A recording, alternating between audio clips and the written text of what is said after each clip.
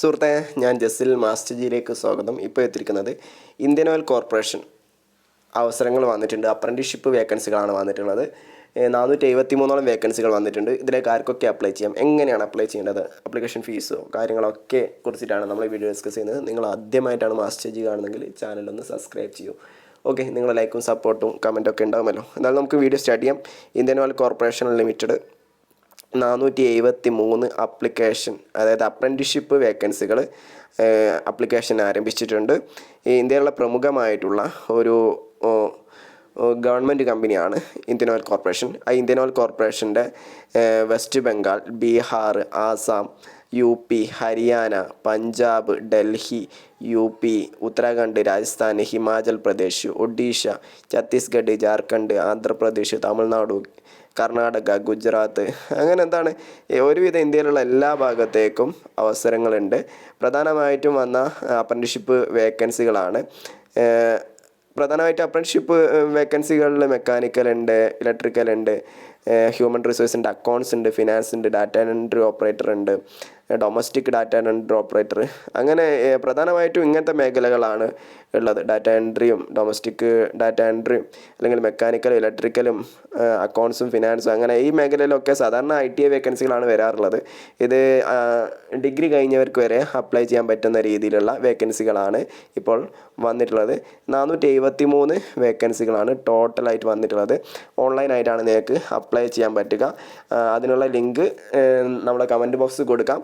നിങ്ങൾ അതിൽ ക്ലിക്ക് ചെയ്തിട്ട് അപ്ലൈ ചെയ്തോളൂ. ഫെബ്രുവരി 1-ാം തീയതി വരെ വൈകിട്ട് 6 മണി വരെ നിങ്ങൾക്ക് അപ്ലൈ ചെയ്യാവുന്നതാണ്. ഓക്കെ, ഇനി നമുക്ക് നോക്കാനുള്ളത് ഇതിലേക്ക് ഓരോന്നിലേക്കുള്ള ക്വാളിഫിക്കേഷനാണ്. പ്രധാനമായിട്ടും ടെക്നീഷ്യൻ അപ്രൻറ്റീസ്ഷിപ്പ് അല്ലെങ്കിൽ മെക്കാനിക്കൽ റിലേറ്റഡ് ആയിട്ടുള്ള ഇതിലേക്കൊക്കെ 3 വർഷത്തെ ഡിപ്ലോമ കഴിഞ്ഞവർക്കാണ്, മെക്കാനിക്കൽ എഞ്ചിനീയറിംഗ് അല്ലെങ്കിൽ ഓട്ടോമൊബൈൽ എഞ്ചിനീയറിംഗ് കഴിഞ്ഞവർക്കാണ് അപ്ലൈ ചെയ്യാൻ പറ്റുക. അല്ലെങ്കിൽ ടെക്നീഷ്യൻ അപ്രൻറ്റീസ്ഷിപ്പ് ഇലക്ട്രിക്കൽ, അത് 3 വർഷത്തെ ഡിപ്ലോമ കഴിഞ്ഞവർക്കാണ്. Electrical engineering, electrical and electronics engineering കഴിഞ്ഞവർക്ക് അപ്ലൈ ചെയ്യാം. Technician apprentice telecommunication and instrumentation ആണെങ്കിലും അത് 3 വർഷത്തെ ഡിപ്ലോമ കഴിഞ്ഞവർക്കാണ്. പ്രധാനമായിട്ടും electronics and communication engineering, electronics and telecommunication engineering, electronics and radio communication engineering, instrumentation and control engineering, instrumentation and process control engineering, electronics engineering കഴിഞ്ഞവർക്ക് apply ചെയ്യാൻ പറ്റും. അല്ലെങ്കിൽ അടുത്തത് trade apprenticeship assistant human resource, full time bachelors degree കഴിഞ്ഞവർക്ക് apply ചെയ്യാവുന്നതാണ്. അടുത്തതാണ് trade apprenticeship accountant, അതും full time bachelors degree കൊമേഴ്സിൽ കഴിഞ്ഞവർക്ക് അപ്ലൈ ചെയ്യാവുന്നതാണ്. അടുത്തതാണ് data entry operator fresher apprenticeship, minimum 12th +2 പാസ്സായവർക്ക് അപ്ലൈ ചെയ്യാൻ പറ്റും.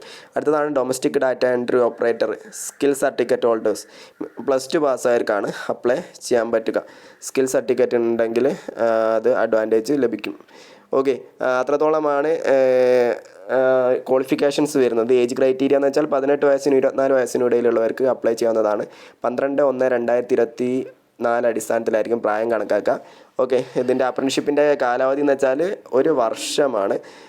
1 വർഷത്തേക്കായിരിക്കും നിങ്ങളെ സെലക്ട് ചെയ്യുന്നുണ്ടാവുക. പിന്നെ അപ്രൻറ്റീസ്ഷിപ്പ് ആക്ട് പ്രകാരമുള്ള കൃത്യമായിട്ടുള്ള സ്റ്റൈപ്പൻറ്റും കാര്യങ്ങളൊക്കെ ലഭിക്കുന്നതായിരിക്കും. പിന്നെ ഏജ് റിലാക്സേഷൻ SC/STക്ക് 5 വർഷത്തെയും OBCക്ക് 3 വർഷത്തെയും പ്രായത്തിൻ്റെ ഇളവ് ലഭിക്കുന്നതായിരിക്കും എന്ന് പറയുന്നുണ്ട്. ഇതിൻ്റെ സെലക്ഷൻ മെത്തഡോളജി റിട്ടൺ ടെസ്റ്റിൻ്റെ അടിസ്ഥാനത്തിലായിരിക്കും സെലക്ഷൻ. 100 മാർക്കിൻ്റെ ക്വസ്റ്റ്യൻസ് ഉണ്ടാവും, 4 ഓപ്ഷൻസ് ഉണ്ടാവും. ആ 4 ഓപ്ഷൻസിൻ്റെ അടിസ്ഥാനത്തിലായിരിക്കും ഉത്തരം.